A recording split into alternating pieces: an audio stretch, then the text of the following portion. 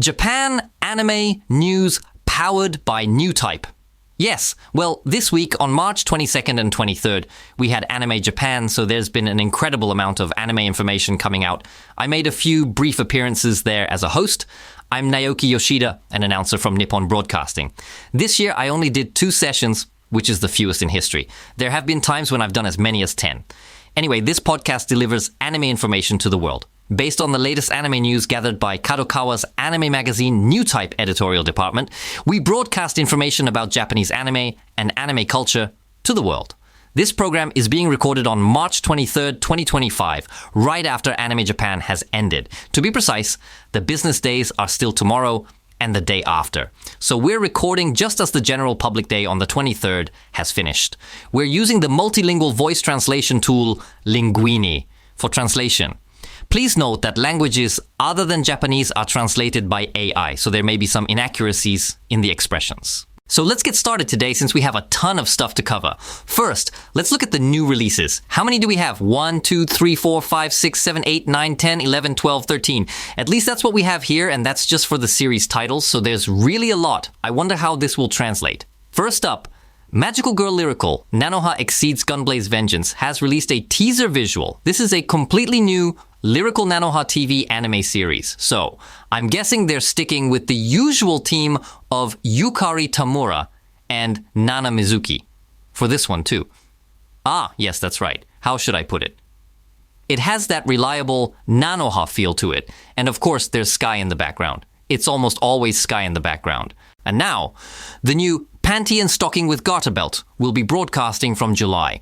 When it was produced by Gainax back in 2010, it was full of raunchy, explicit humor. But the art style was similar to the Powerpuff Girls, that kind of show. This was originally created by director Hiroyuki Imaishi from Trigger, so wasn't that right around after Gurren Lagann? If I remember correctly. I think it was made between Gurren Lagann and Promare, timing-wise. So while the original was produced by Gainax, for this new work, Trigger has acquired the rights from Gainax and is creating it as a new project. There are new characters, and it seems their voice actors will be Junya Enoki and Yuto Uemura. I see. How should I put this? It's not really a world where you talk about new characters, though.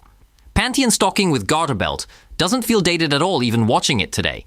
It has its own unique style that never followed trends, so I'm really looking forward to this. And Oshi no Ko Season 3 will air in 2026, not this year.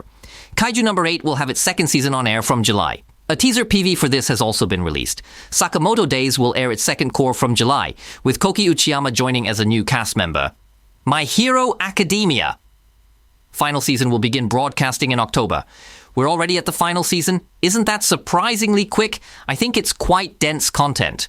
But the original manga of Hero Aka concluded very beautifully. I understand why it's worth adapting. Then, the TV anime continuation of Tokyo Revengers will be the Three Deities War arc. They've released a teaser visual. I've read Tokyo Revengers to the end, but I can't remember the story details. Tokyo Revengers will start straightforwardly. The new TV anime in the Rascal Does Not Dream series, Rascal Does Not Dream of Santa Claus, will air from July, but I haven't read the original novels of Rascal Does Not Dream and have only watched the anime. But didn't it end nicely? Is there a continuation? Is it one of those patterns where it fits between existing stories? I wonder which it is. Anyway, I think it's good that we can watch a new TV anime. Aobuta is entertaining after all. And now, the Season 4 PV for Classroom of the Elite has been unveiled. For Rurouni Kenshin, production of Season 3 has been confirmed. My dress-up darling will return with Season 2, titled World Doll. This one feels like it's been quite a while, doesn't it? There was quite a gap. Broadcasting begins in July. The theatrical version of Chainsaw Man Ri's Arc is set to release on September 19th. Then there's the TV anime Gundam Seed Freedom. New visuals and footage have been released, and Hoshimachi Suisei's I Don't Care Anymore will serve as the ending theme, which was originally an insert song for the theatrical preview version. Broadcasting starts from April 8th. There's a rumor going around that Seed Freedom will only have 12 episodes, which might be something that a staff member accidentally let slip during an event. Whether that's really true, or if various parties involved are currently in a difficult situation because of it, is unclear. That's the latest in our series of consecutive updates. By the way, regarding Oshinoko, will it move on to the college arc? It seems the story will indeed progress forward as expected, so I've heard. And then, the manga Draw This and Die by Minoru Toyota won the grand prize at the 2023 Manga Awards, and it has now been confirmed that it will be adapted into a TV anime series on Nippon TV. We're truly grateful to Minoru Toyota from the time of the Manga Awards, and he has also appeared on our podcast, Manga Radio. Toyota himself is actually from the island region of Tokyo. He's from the island area, like Izu-Oshima, and his manga features a first-year high school student named Yasumi-ai and others who form a manga research club on a fictional island based on Izu-Oshima. They come to Tokyo, participate in events like Komitia, and pursue creating the manga they love. It's an incredibly beautiful work, but it simultaneously includes the teacher's dark and brutal tale of manga artist cruelty. That's the kind of balanced manga it is. It has tremendous depth. When Toyota was asked to comment about the anime adaptation, he apparently said something like, "Just make sure the island is depicted beautifully." Oh, and today, I just realized that we're recording this on March 23rd and it'll be released on March 28th. The Manga Award ceremony for this year, for 2025, is happening on March 27th. Since I'm one of the organizers, I obviously know the results, or rather, I've been in constant communication with the creators. So should I just say it? Why not? But everyone, please don't share this until the 27th, until the award ceremony. This year, the winner is Alice to the End by Yurino Kiko.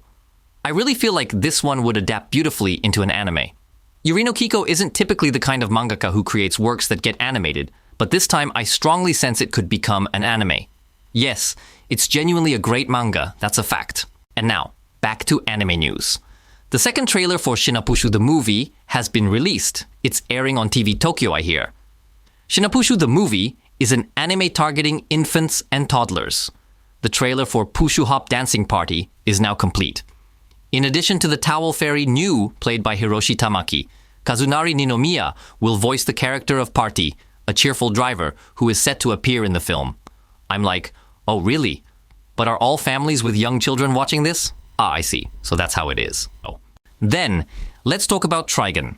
Trigun Stampede has been confirmed for broadcast in 2026. There's a manga called Trigun written by Naito Yasuhiro that has a passionate fan base, and the final chapter of its new anime adaptation, Trigun Stampede, will be broadcast in 2026. They've just released a teaser visual. Some staff changes have been made from the previous Trigun Stampede. This time, the director is Masako Sato, who comes from Studio Ghibli and worked on Haikyuu to the Top and Animayel. Series composition and planning will be handled by Fudeyasu Kazuyuki from That Time I Got Reincarnated as a Slime. Character design will be done by Kiyotaka Oshiyama, known for Look Back. Looks cool, or is it more like Evangelion? It says live and suffer on it. If it said live, it would be Princess Mononoke, wouldn't it? And the anime adaptations of Yama-san's original manga, Let's Go Karaoke and Crazy for You, will begin airing in July.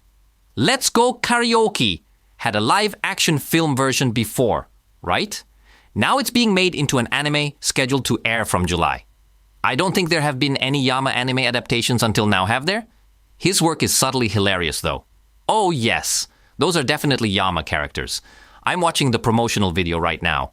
And now, Twisted, Season 1 of Twisted Wonderland, the animation. It's been announced that Yohei Azakami will play the role of Yukin Emma, the player character.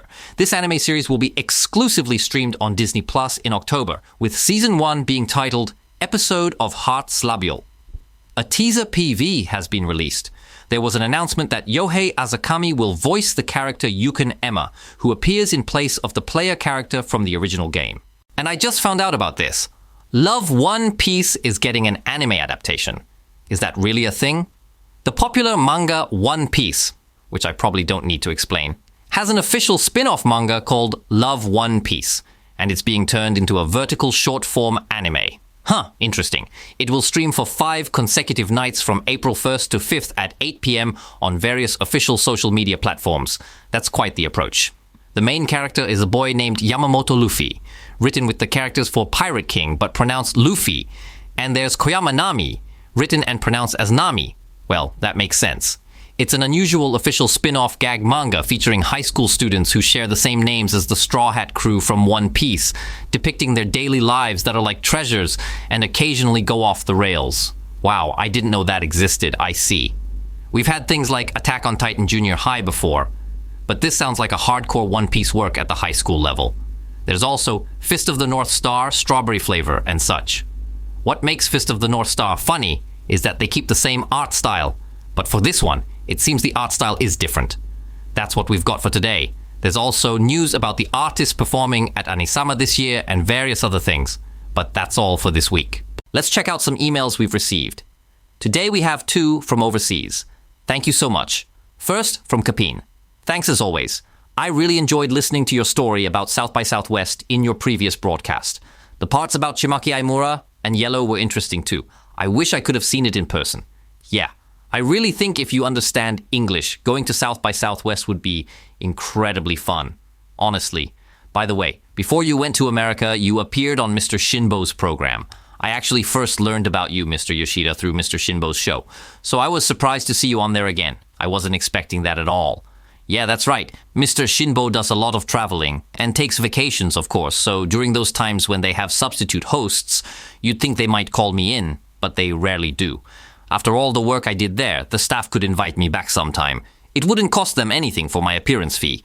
But anyway, they haven't really called me back. I've heard that a collaboration between The Apothecary Diaries and Universal Studios Japan has been announced. And I've noticed English comments expressing wishes for it to come to Universal Studios in America as well. I see. That makes sense. Has there ever been a serious movement to create authentic anime theme parks in Japan before? I think international visitors to Japan have considerable demand, not just for traditional tourism like Kyoto and Mount Fuji, but for anime experiences as well.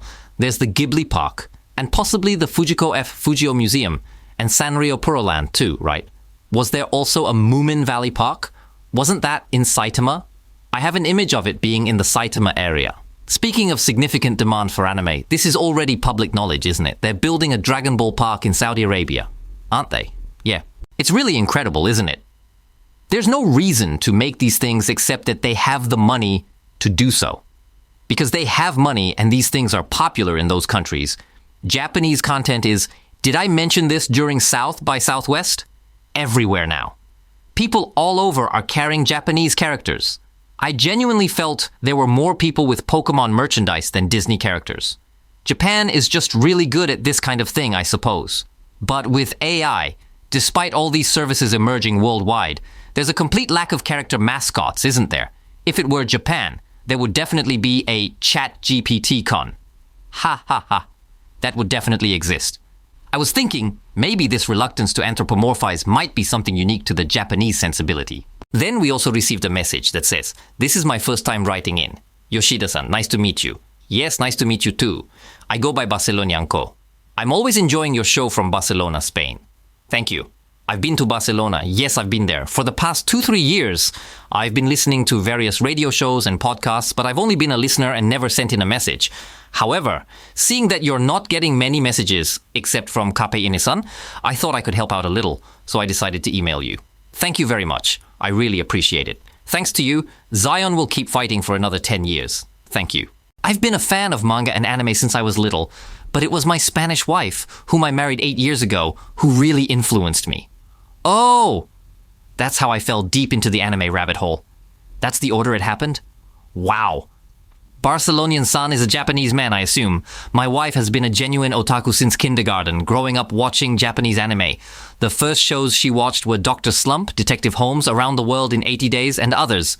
Around the World in 80 Days was actually a Japan-Spain co-production, and in Spanish it's called... I'm not sure how to pronounce this, but... La Vuelta al Mundo de Willy Fogg. Is that right? But you know, the shows you're watching, the ones your wife watches, they're almost exactly the same as what we watched, generationally speaking. From the 80s, right? By the way, that Around the World in 80 Days had a legendary Japanese voice cast including Banjo Ginga, Masako Nozawa, Tesho Genda, Shigeru Chiba, Yuichi Nagashima, Kenichi Ogata, and many others. Actually, anime from that era was pretty much made by these same voice actors rotating roles. There weren't nearly as many voice actors back then as there are today. And then, in the early 90s, when my wife was in elementary school, she's about 10 years younger than us, you know, it seems they would buy popular Japanese shows and broadcast them overseas. So there was a time lag back then. Maybe the translation also took time. After that, the early 90s when my wife was in elementary school was apparently the golden age of anime broadcasting on Spanish television. I can feel that. Anime was on TV all day long, she says. During the time when children ate breakfast. During lunchtime. By the way, Spain doesn't have a school lunch culture, so kids go back home to eat lunch and then return to school. Oh, really? Wow. And anime was broadcast during evening hours as well. Incidentally, Barcelona is the capital of Catalonia, and the official language is Catalan, so anime was dubbed in Catalan. My wife apparently watched anime during all time slots. Dragon Ball, Revolutionary Girl Utena, wow, they even showed something as complex as Utena, Slayers, Ranma 1-2. The list goes on, but her particular favorite from that time was Miracle Giants, Dome-kun. What? Spain doesn't really play baseball, right? That's true, isn't it? I feel like I'd understand if it were Captain Tsubasa or something like that. Sigh. Come to think of it, I once went to Barcelona wearing a kimono to see Shunsuke Nakamura, but then Shunsuke Nakamura didn't even play. I just remembered I went all the way to Barcelona to watch soccer. And even now my love for Dome-kun continues, and I'm collecting various merchandise. It's pretty difficult to find Dome-kun merchandise even in Japan. The Giants logo was, different from what it is now. Yeah. Among my collection, the animation cells are apparently the most valuable treasures, and every time I go to Japan, I go hunting for them at the animation cell specialty store in Nakano Broadway.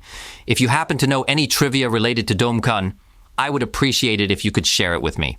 This is tough. Let me think if I know anything about Miracle Giant Dome-kun. That's really specific. Sorry, I can't recall it right away. Are you thinking of Gyakyo 9? What was that learning? What kind of learning was it again? I did watch it a bit. I do remember it. There are actually tons of baseball manga about the Giants if you go back in history, like Samurai Giants and others. There are so many crazy ones. Amazing. Let me look into it by next week. I'll search for information about Miracle Giant's Dome-kun in Japanese. I can't even remember who the director or studio was anymore. Well, that's impressive that there's someone like that in Barcelona. We're also looking forward to the Spanish and Catalan versions of Lingueene. By the way, Matsusaki-kun, you're one of our staff members who created this Lingueene, but can you make Spanish or Catalan versions? We're in the process of implementing Spanish. Haven't done it yet. Spanish is a language that might have more speakers worldwide than English, you know? I think creating a Spanish version would be really worthwhile. I see. By the way, I went to Barcelona for an event called Salón del Manga, which was a Japanese manga event they were holding there. And at that time, what was it again? Barcelona is a city of about 2 million people. I think around 30,000 people attended. Maybe more. There was this event that just drew huge crowds. Someone told me, there are hardly any Japanese people here, so it would be interesting if you came, and invited me. Besides the person who invited me, I went with Taiyo Matsumoto. Surprised? You should be. We stayed at the same hotel, and he was like, come on, get in. So I ended up sharing a taxi with Taiyo Matsumoto. I thought traditional Japanese clothing would be a hit there, so I went to Barcelona's Salón del Manga wearing a kimono. I brought some old Japanese anime magazines, like Newtype. Well, not exactly Newtype, but I handed them out. Yeah, that happened. You remember that story well. I've been there before. So the reason they were holding this Salón del Manga event was that even though there were tens of thousands of people there, the only Japanese people were basically me, Taiyo Matsumoto, and the person who invited me. And there was this food stall with obento written in Roman letters. And I think it was pretty expensive, but there was this huge line for it. Because people had never eaten obento before. But they'd seen it in anime, you know? Everyone was lining up like crazy. Also, something I noticed at that Salón del Manga was similar to what Miracle Giant's Dome-kun was experiencing earlier. There were tons of cosplayers everywhere.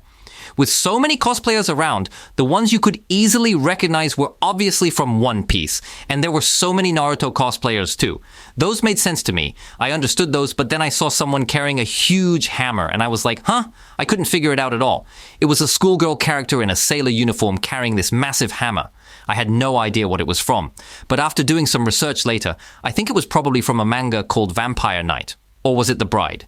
That had been made into an anime. If you asked whether Vampire Knight was popular enough in Japan for people to cosplay it, the answer is probably not. But I think it must have been super popular in Spain. I find these kinds of cultural differences fascinating when content goes international. Also, the reason they're doing it in Barcelona is because, there's obviously a need to translate Japanese publications into Spanish. And apparently almost all the publishing houses that do these translations are located in Barcelona. That's why they hold the Salón del Manga in Barcelona as a kind of manga exhibition. And I heard that once these works are translated into Spanish, they get distributed widely throughout South America. I remember that. While still fully dressed, I took the opportunity to go see a soccer match in Barcelona. All right. I also remember arriving in the middle of the night, and within about 5 seconds of getting there, I tripped the circuit breaker in the hotel. I think there might have been something wrong with the voltage or something like that. By the way, was Mr. Takashi Watanabe the director of Slayers? Also the director of the Dome-kun anime? Oh, really? I think we should look into Dome-kun a bit more. Dome-kun sounds pretty interesting. Wait, the original creator is Shotaro Ishinomori? Really? Seriously? Sorry, I just got suddenly interested in Miracle Giant's Dome-kun myself. Was it for educational purposes? Why is Dome-kun in education? And why is Ishinomori involved? There are so many mysteries here. So this week we've opened up yet another new avenue to explore. Thank you for that. And with that, this is the end of Naoki Yoshida's Japan Anime News, powered by Newtype, for today. When posting your thoughts about the program on social media, please use the hashtag JAnime. If you have any feedback about the show or anime news you'd like me to talk about, please send me an email. The email address is janime242.com.